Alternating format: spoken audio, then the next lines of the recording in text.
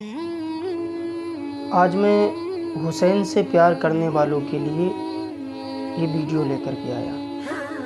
جو لوگ میرے حسین سے پیار کرتے ہیں، جو لوگ اہل بیت سے محبت کرتے ہیں، ان لوگوں کے لیے یہ بات یہ سننا میں سمجھتا ہوں ضروری ہوگا تاکہ ایمان میں تازگی آئے۔ حسین سے پیار کرنے والوں، میں تمہیں ایک بات بتانا چاہتا ہوں۔ ایک بادشاہ تھا، بہت طاقتور بادشاہ تھا، بہت خزانہ تھا اس کے پاس اور بہت زیادہ فوج اس کے پاس تھی، لیکن حسین کا چاہنے والا تھا۔ اس کا کچھ دنوں کے بعد میں انتقال ہو جاتا ہے۔ انتقال ہو جانے کے بعد میں اس کا بیٹا جو ہے طیب نام کا، تاریخ میں اس کے بیٹے کا نام طیب آتا ہے، وہ اس کی بادشاہت کو سنبھالتا ہے۔ وہاں کا حاکم وہ اس کا بیٹا طیب بن جاتا ہے۔ جب وہ بادشاہت سنبھالتا ہے تو جتنی بوڑھی فوج تھی، یعنی بوڑھے جتنے بھی لوگ تھے، اس نے حکم دے دیا کہ اب میں یہ چاہتا ہوں کہ ساری فوج جو ہے، جتنی فوج ہے وہ پھر سے تیار کی جائے اور یہ پرانے والے ریجیکٹ کر دیے جائیں، نئی فوج تیار کی جائے۔ ایسے ہی ہوا، نئی فوج جب تیار ہو گئی، جوانوں کو فوج میں لینے کے بعد میں وہ بادشاہ سے وزیر نے آ کر کے کہا کہ فوج تیار ہو گئی، بادشاہ اسلام آپ جو ہے اس کو دیکھ لیجئے، اپنی فوج کو دیکھ لیجئے۔ وہ آتا ہے طیب نام کا بادشاہ، آنے کے بعد میں دیکھتے ہیں اپنی فوج کو، جب جہاں تک نظر جاتی وہاں تک سر ہی سر نظر آتے ہیں، تلواریں ہی تلواریں نظر آتی ہیں۔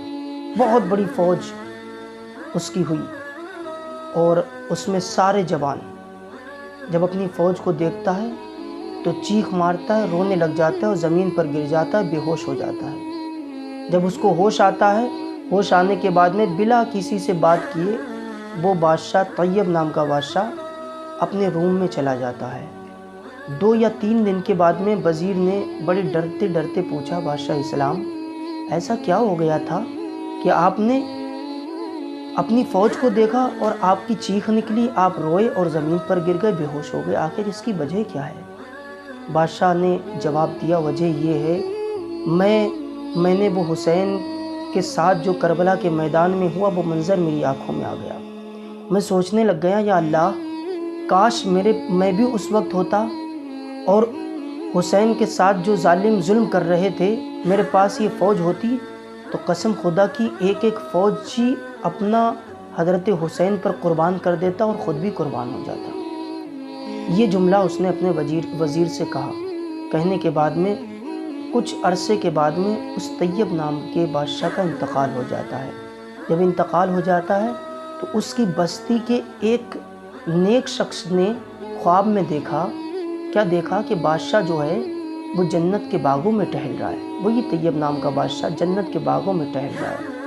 اس شخص نے پوچھا، بادشاہ اسلام تم کیسے جنت میں چلے گئے؟ بادشاہوں کا حساب و کتاب تو بہت سخت ہوتا ہے، جن کے پاس بادشاہت ہوتی ہے ان کا حساب و کتاب تو بہت سخت ہوتا ہے، لیکن آپ جنت میں اتنی آسانی سے کیسے چلے گئے؟ تب طیب نام کے بادشاہ کا جواب سنو۔ وہ کہتا ہے، قبر میں جب تم لوگوں نے مجھ کو دفنایا تھا، پٹلے لگائے اور منو مٹی میری قبر پر ڈالنے کے بعد میں تم لوگ واپس چلے آئے، 2 فرشتے آئے جو بہت بھیانک جن کی شکل تھی، ڈراؤنی آواز تھی۔ وہ مجھ سے آ کر کے انہوں نے جیسی سوال کیا، کیا سوال کیا؟ من ربک، تمہارا رب کون ہے؟